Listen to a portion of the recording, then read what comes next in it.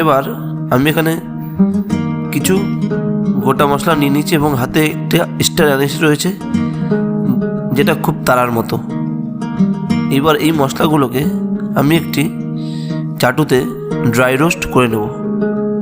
করে নেওয়ার পরে আমি এটাকে একটু ঠান্ডা হতে দেবো, তারপর আমি এটাকে গুঁড়ো করে নেব। ততক্ষণে আমি এই ভাজা পেঁয়াজগুলোকে একটু ভালো করে ম্যাশ করে নিই। ঠিক এইরকমভাবেই আমি পেঁয়াজগুলোকে ম্যাশ করে নেব। তোমরা দেখতেই পাচ্ছ আমি পেঁয়াজগুলোকে খুব ভালো করে ম্যাশ করে নিয়েছি। এবার এই ভাজা মশলাটাকে আমি একটি বেলনার সাহায্য গুঁড়ো করে নিচ্ছি। ঠিক গুঁড়োটা এইরকমই হবে, খুব বেশি মিহি হবে না, একটু দানা দানা থাকবে, বাট গুঁড়োটা এইরকম হলেই খুব ভালো হয়। দেখো, এবার আমি এই গুঁড়োটাকে একটা বোলের মধ্যে নিয়ে নিচ্ছি।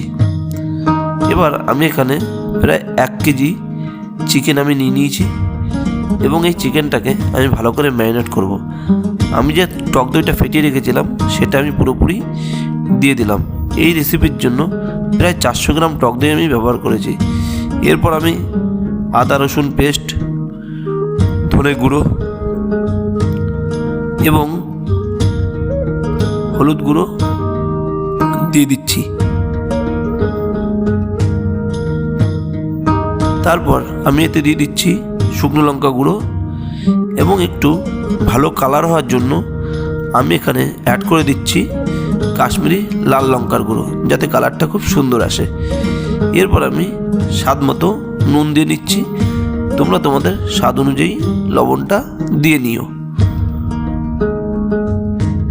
এবার আমি যে পেঁয়াজটা ভেজেছিলাম সেখান থেকে কিছুটা তেল বেঁচেছিল, আমি সেই তেলটাই এই মাংসের মধ্যে দিয়ে খুব ভালো করে মাংসটাকে ম্যারিনেট করে রেখে দেবো। দেখো, আমি মাংসটাকে খুব ভালো করে ম্যারিনেট করে নিচ্ছি। তোমরা দেখতেই পাচ্ছ বন্ধুরা।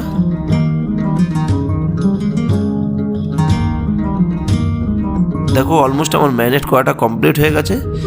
এবার আমি এটাকে একটা সাইডে রেখে দেবো। এবার ওই একই তেলে আমি খানিকটা সাদা তেল অ্যাড করে দিচ্ছি এবং এতে আরও খানিকটা ঘি অ্যাড করে দিচ্ছি। আমি এখানে একটু তেলটা বেশি নিয়েছি, এই রেসিপির জন্য একটু তেলের বেশি প্রয়োজন হয়। এবার দেখো, আমি এখানে একটা শুকনো লঙ্কা ও একটু গরম মশলা ফোড়ন দিয়ে দিচ্ছি এবং এটা খুব ভালো করে ফ্রাই হয়ে এলে পরেই এবং একটা সুন্দর ফ্লেভার বেরোলেই আমি এই ম্যারিনেট করা চিকেনগুলোকে আমি দিয়ে দেবো। দিয়ে আমি খুব ভালো করে এই চিকেনটাকে এই তেলের সাথে মিশিয়ে দেবো। দেখো, আমি চিকেনগুলোকে খুব ভালো করে মিশিয়ে দিচ্ছি।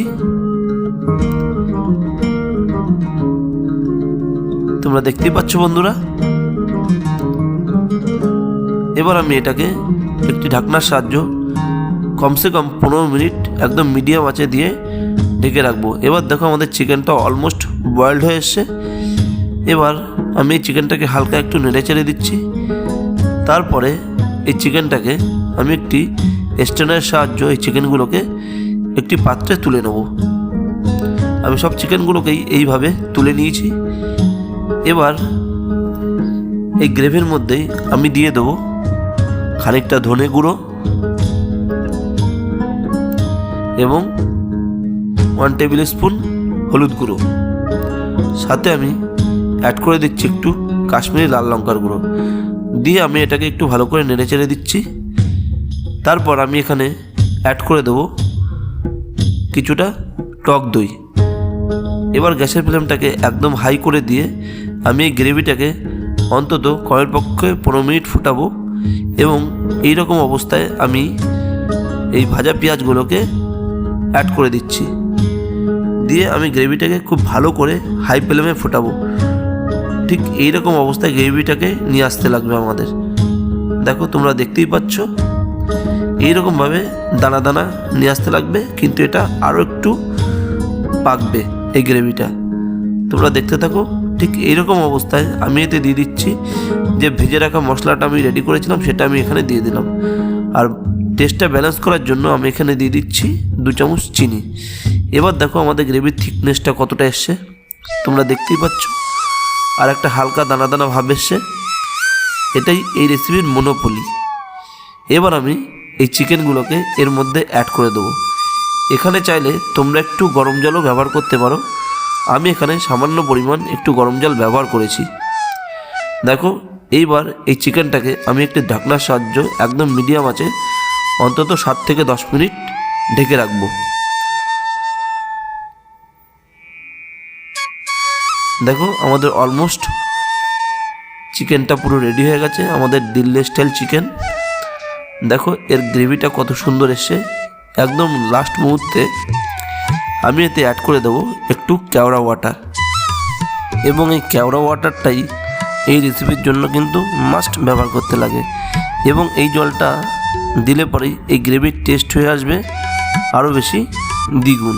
তো যাই হোক, আজকের রেসিপিটা পুরোপুরি এখানেই কমপ্লিট। এবার আমি প্লেটিং করছি বন্ধুরা, তোমরা দেখো, তোমরা দেখতেই পাচ্ছ। দেখো এই গ্রেভির থিকনেসটা একটু তোমরা দেখো, কত সুন্দর থিকনেস তৈরি হয়েছে।